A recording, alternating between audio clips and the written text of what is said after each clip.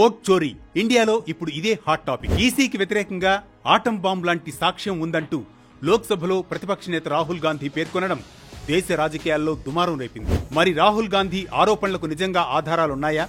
నిజంగా ఓట్లు చోరీ అవుతున్నాయా? రాహుల్ ఆరోపణలపై ఈసీ స్పందనేంటి? రాహుల్ గాంధీ గత కొద్ది సంవత్సరాలుగా ఎన్నికల కమిషన్ పై తీవ్రమైన ఆరోపణలు చేస్తున్నారు. 2024 జూన్లో ఆయన ఈవీఎంలను బ్లాక్ బాక్స్ గా అభివర్ణించారు.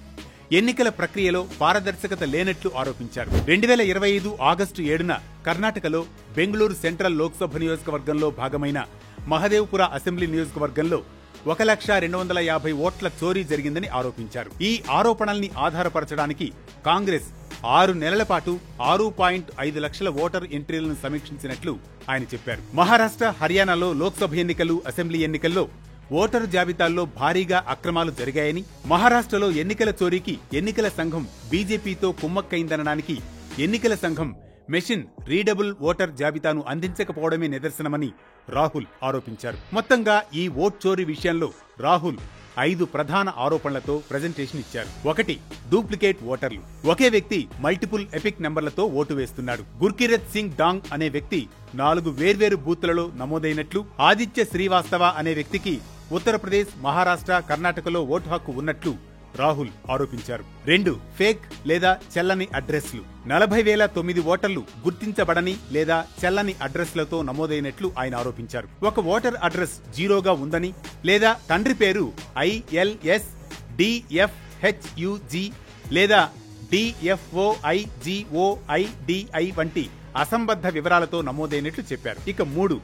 ఒకే అడ్రస్ లో ఓటర్లు. ఒక చిన్న గదిలో 80 లేదా 46 ఓటర్లు నమోదైనట్లు, ఈ చిరునామాలను తనిఖీ చేయడానికి వెళ్లిన కాంగ్రెస్ కార్యకర్తలు దాడులకు గురైనట్లు రాహుల్ గాంధీ ఆరోపించారు. ఇక 4. చెల్లని ఫోటోలు. ఓటర్ జాబితాలో ఫోటోలు చిన్నవిగా ఉండడం లేదా ఫోటోలే లేకపోవడం గుర్తింపును కష్టతరం చేస్తుందని కూడా ఆయన ఆరోపించారు. నెంబర్ 5. ఫామ్ 6 దుర్వినియోగం. కొత్త ఓటర్ల నమోదు కోసం ఉపయోగించే ఫామ్ 6 ను మోసపూరితంగా ఉపయోగించడం. షకున్ రాణి అనే ఓటరు 2 ఎపిక్ నెంబర్లతో 2 సార్లు నమోదైనట్లు ఆయన ఆరోపించారు. ముఖ్యంగా మహారాష్ట్ర, హర్యానా, కర్ణాటక రాష్ట్రాల ఎన్నికలపై ఆయన ఆరోపించారు. మహారాష్ట్రలో గత 5 ఏళ్లలో కొత్తగా ఓటర్లుగా నమోదైన వారి సంఖ్య కంటే 5 నెలల్లో నమోదైన కొత్త ఓటర్ల సంఖ్య ఎక్కువగా ఉందని, కర్ణాటకలోని మహదేవ్పుర నియోజకవర్గంలో 1,00,000కు పైగా నకిలీ ఓటర్లు ఉన్నారని, హర్యానాలో ఒక అసెంబ్లీ నియోజకవర్గంలో 1,00,000 దొంగ ఓట్లు ఉన్నాయని రాహుల్ గాంధీ ఆరోపించారు. రాహుల్ గాంధీ తన ఫిర్యాదులను కర్ణాటక, హర్యానా, మహారాష్ట్ర ప్రధాన ఎన్నికల అధికారికి లిఖితపూర్వకంగా సంతకం చేసి ఇవ్వాలని ఎన్నికల కమిషన్ పేర్కొంది. తప్పుదోవ పట్టించే వివరణలు వ్యాప్తి చేసినందుకు ఫిర్యాదు సమర్పించాలని, లేదంటే దేశానికి క్షమాపణ చెప్పాలని ఎన్నికల కమిషన్ డిమాండ్ చేసింది. రాహుల్ గాంధీ విశ్వసిస్తే డిక్లరేషన్ పై సంతకం చేసి ఇవ్వాలని కోరింది. ఒకవేళ డిక్లరేషన్ పై సంతకం చేయకపోతే విశ్లేషణ, తీర్మానాలు అసంబద్ధమైనవిగా పరిగణించాల్సి వస్తుందని తెలిపింది. లేదంటే దేశానికి క్షమాపణ చెప్పాలని డిమాండ్ చేసింది. రిజిస్ట్రేషన్ ఆఫ్ ఎలక్టర్స్ రూల్స్ 1960లోని రూల్ 20/3/B ప్రకారం ఓటరు జాబితాలో తప్పుడు చేర్పులు లేదా మినహాయింపుల గురించి ఆరోపణలు చేసేవారు ఈ ఆరోపణల్ని చట్టపరమైన ప్రమాణాలతో ధృవీకరించాలి.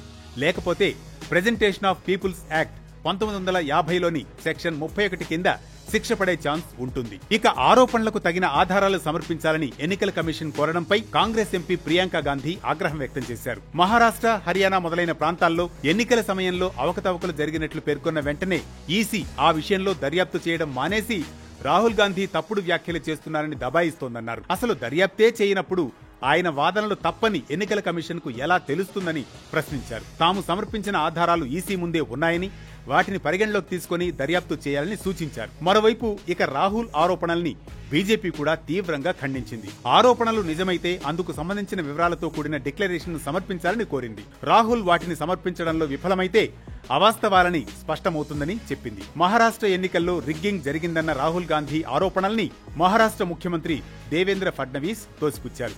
భారతదేశంలో ఎన్నికలు సరిగ్గా జరగవని ప్రపంచానికి చెప్పేందుకు రాహుల్ గాంధీ ప్రయత్నిస్తున్నారని, ఎన్నికల్లో రిగ్గింగ్ జరిగితే వారి అభ్యర్థులు జార్ఖండ్లో ఎలా గెలిచారు, జమ్మూ కాశ్మీర్లో ఎలా గెలిచారు అని ప్రహ్లాద్ జోషి ప్రశ్నించారు.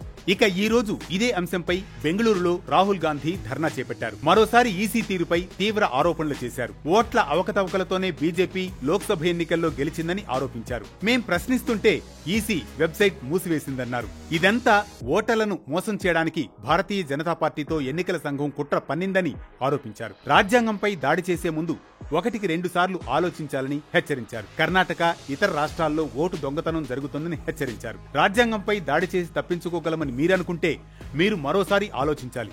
మేం మిమ్మల్ని ఒక్కొక్కరిగా పట్టుకుంటాం. దీనికి సమయం పడుతుంది, కానీ మేము మిమ్మల్ని పట్టుకుంటాం అని ఈసీకి వార్నింగ్ ఇచ్చారు. అయితే రాహుల్ గాంధీ ఆరోపణలతో ఆగిపోకుండా అవి నిజమైతే ఆధారాలు సమర్పించాలని, అదే జరిగితే ఈ ఇష్యూ దేశ రాజకీయాల్లో సంచలనంగా మారుతుందని, బీహార్, పశ్చిమ బెంగాల్, అస్సాం అసెంబ్లీ ఎన్నికల్లో కాంగ్రెస్ పార్టీకి మంచి మైలేజ్ ఇస్తుందని రాజకీయ విశ్లేషకులు అభిప్రాయపడుతున్నారు.